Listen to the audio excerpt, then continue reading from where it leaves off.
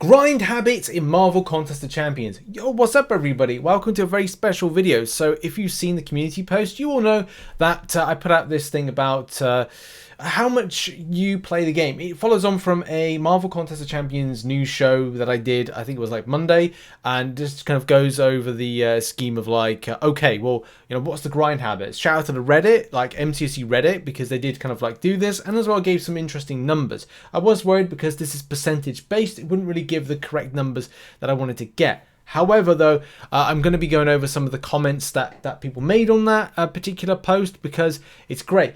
133 comments, that's a lot of comments, so we're going to go over as much as we can, and 3,300 people voted and gave us the indication that 42% of the players from this 3,300 people that voted play on average 1 to 2 hours a day for various different reasons, which we're going to go over. Currently for me in Marvel Contest of Champions, I'm enjoying myself, which is a bit of a rarity. I stopped spending back on December 26th, which is, I think I'm going to make like a video about my process of going from spending to non-spending and why I chose to do it. I kind of go over like what has felt like the change, which I know some people have requested that type of video of like, okay, well, how are you finding it now that you don't spend? And like one of the key things was I'd normally buy the collector's daily card for units and the summoner's sigil, and like is that so much of an implication?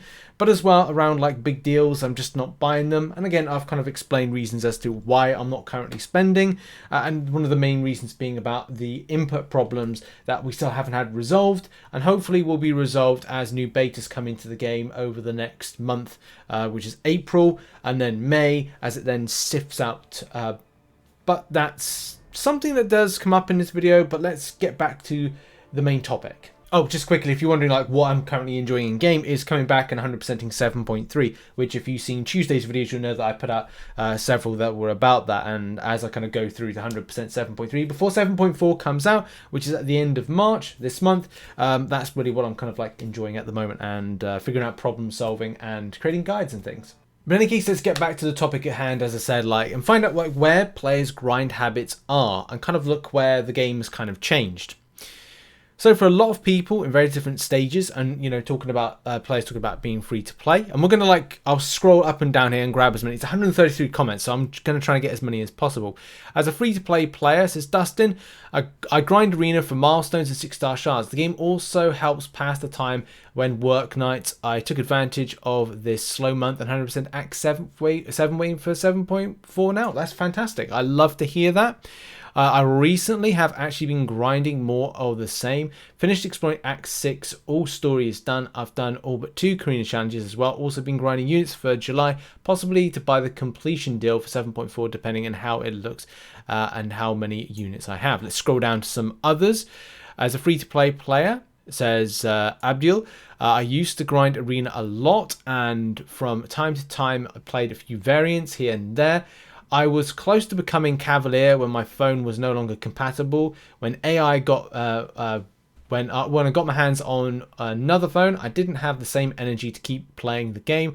I became Cavalier, but I have no desire to become Thronebreaker. My phone became again not compatible, so I had to wait again to upgrade. And nowadays I barely play more than 15 minutes, and I'm focused on other games instead. It definitely does go back to that point that I made in the video on Monday, is like the days of the intensive or longer grind for players have gone. I mean, I remember times where I would wake up early in the morning on the weekends, on Saturday, and kind of like play right the way through to about, you know, midday, have some lunch, do some housework, and then continue a grind into like, I don't know, midnight. And it's like those days are gone. Quality of life is very, very important, and even though Kabam have done some elements of quality of life, the intensive arena grind is something that I'm sure there are players out there that still do that, but I know that a lot more players don't do that, especially like trying to get those 6 stars and 5 stars.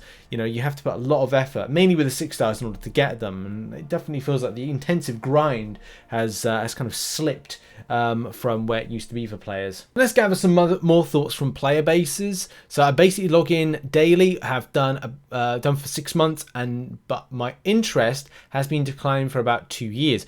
Nothing really has enticed me since Thronebreaker, except maybe Battlegrounds.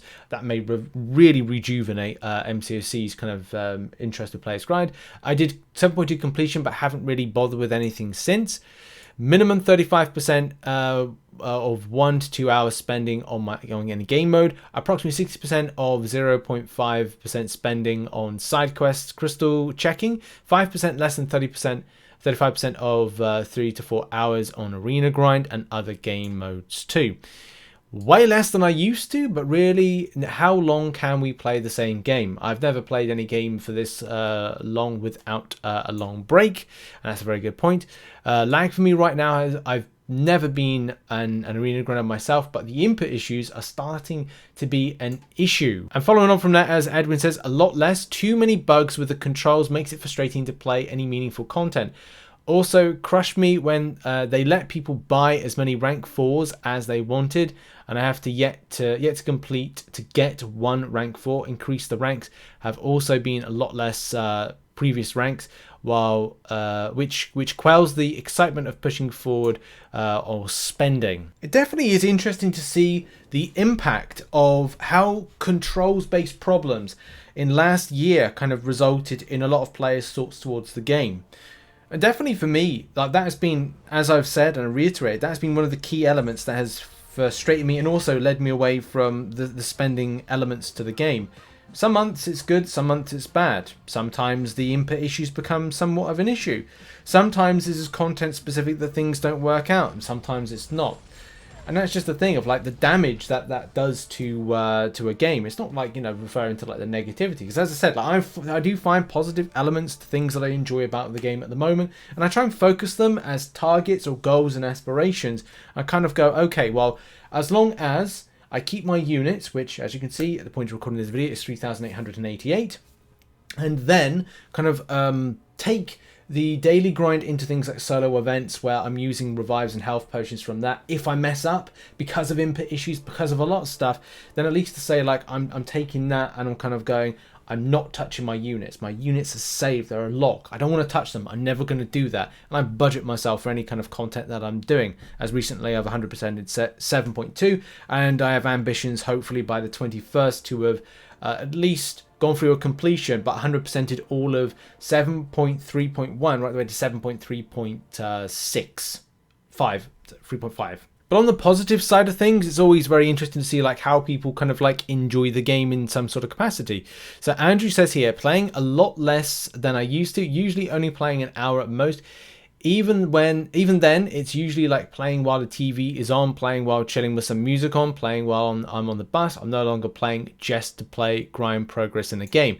And I guess that goes back to a lot of things, like the way that myself and Dan in the podcast at the start of last year would talk about find your fun. Vega's done a lot of coverage on find your fun, and that's just the thing. Like, I'm not saying like that is fun, but it definitely takes away from, okay, well, I guess I'm stuck here doing nothing, or just get my device out, I'll just play for a little while. It's also interesting to see old friends and people that I know, like Jarlin James and Sergeant Bourne. So Jarlin says, I used to sometimes play up to 10 hours per day. Now max play 30 minutes at most, AQ and AW, and more of my time goes to alliance leading and whatnot.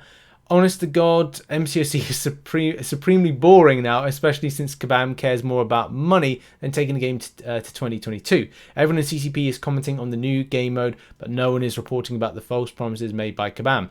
I do agree, Masteries should have been in Masteries 2.0. Like, where the hell is that? And by the way, I'm going to do a Dev Diary catch-up video, which is something that's been requested. I did do one, but I deleted it, as in I didn't post it, but I made it, and I wasn't really happy with the way it came off. So I want to return back to it. I only complete event quests, no longer explore since 2021. Jumping to AQ map 5 and close the game. Grab my daily rewards, close game, rinse and repeat, some 1 to 3 tier arena milestones. That's basically it. Before I played 100% all event quests and side quests. Now sometimes I don't even do side quests at all. I kind of think that's where the player base is at with their... And this is one great thing about the Marvel Contest of Champions community, is there seems to be loyalty to Alliance and respect for, you know, fellow players in an alliance. Yes, okay, people fall out in alliances all the time, whatever. But the fact is, there's still that interest of going, okay, well, you're going into things like AQ and you're getting that done, even though that takes less time for you know, maximum take home at the end of it. Rank up materials because it's kind of like less labor intensive. Alliance Wars is kind of like a different place. If you don't want to get shards from doing things like side quests or kind of monthly stuff because you're like, hey, well, it's reoccurring content, but at the same time, I don't have the time for this, then again, you'll go down the route of Alliance Wars, and that's another option. I know I kind of like, I take the piss out of Alliance Wars a bit and Alliance Wars seasons because it's not consistent. Kabam always ruin it, or there's a bug, and it ruins the fairness, the competitive elements of that particular game mode. But at the same time, it is an option for you to pick up things of a regular basis, and some of those things could be things like valuable shards if you're not going to do things like that particular quest. So yes, the camaraderie is very important with alliance-based participation in some of the various different modes available. Also, at the other end of the spectrum, like obviously for the video, I want to cover as many opinions as possible. There's you know, the 133 comments. So apologies if I don't get everybody's comment and kind of like react to it and stuff like that. But there was a lot of people, a lot of contingent that said that they quit, they left the game, and other kind of like things like that. And that's just it, isn't it? If there's elements of the game that are just not ticking people's boxes, and Kabam doesn't do a solid, and let's face it, and one of the big things that's problematic with the game is after 7 years and we come into the 8th year, the innovation from the game is just not there. Even fundamental issues when it comes to tapping on the screen and swiping on the screen, which, as I've said, like other games consistently, you know, work. There's even like Marvel Realm of Champions, other Kabam-based products that have a better response to input. I don't know, I'm going to say this word, feel, but that's really what this is. The game is based on a feel and touch, and the game is not completely and well optimized for a lot of different devices. Marvel Realm of Champions worked on my iPhone 7 Plus, a device back from 2016, and I was playing that on that when the game was released, and it worked absolutely fine, right? And then you can then like look at the situation of using this to play Marvel Contest, and it doesn't work well. And that's just the kind of the fact. I mean, Kabam knows this. It's just weird to know that they haven't done anything about it. In any case, hopefully this input system deals with it. But there is the other point of innovation, okay? Innovation can largely be seen on screen. What have Kabam really done when it comes to innovating certain areas? And if it's taken 7 years, and it'll probably be going into the 8th year, that we're finally going to get something like mastery switching, where you can switch between one loadout to another loadout of masteries, the same way that you look at other games that have been released, like Marvel Future Revolution. Yes, it is a completely different game, but they've just launched. They've just launched with a type of setup where you can switch from one skill set to the second skill set, and one set of like Omega cards to another set of Omega cards, which essentially could be like, I don't really know how to kind of describe it with kind of comparison with this game, but essentially it's like going from one set of boosts to another set of boosts. Something that this game hasn't really innovated in any kind of great way. I really hope with Battlegrounds it will entice a lot of players back, and it was definitely interesting to look at other players. Like I did read through all 133 comments, but as I said, for this particular video, I just wanted to kind of like just grab as many as possible to kind of like gather, you know, the points and feelings from players. But it was very strange, but also very enlightening to know that 30% of this particular poll were people that would log in 0.5 hours a day, and I can imagine there would be a chunk of people that maybe have left the game or maybe a lower grind in order to kind of get things at AQ stuff.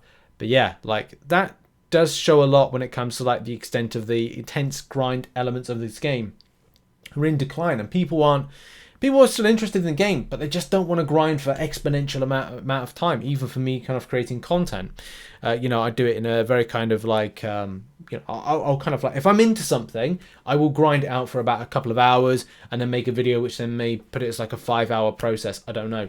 Sometimes things work differently.